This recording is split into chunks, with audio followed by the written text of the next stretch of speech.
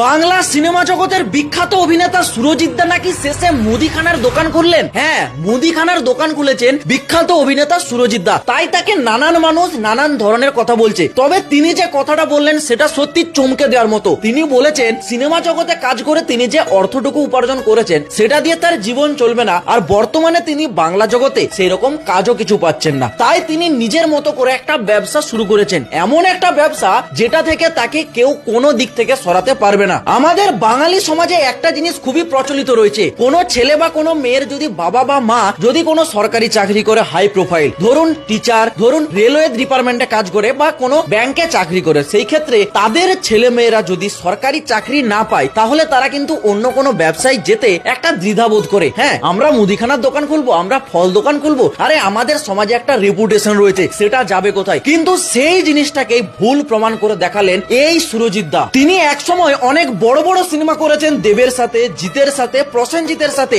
এই সুরজিৎ দা কিন্তু হেরে যাননি। তার জীবনে কাজের অভাব হয়েছে, তিনি কিন্তু কাজের জন্য নতুন করে রাস্তা খুঁজে বের করলেন। সত্যি দাদা, আপনাকে স্যালুট জানানো দরকার। আপনার থেকে আমাদের মতো ছেলেদের অনেক কিছু শেখা দরকার। এটুকুই বলার ছিল। রাধে রাধে।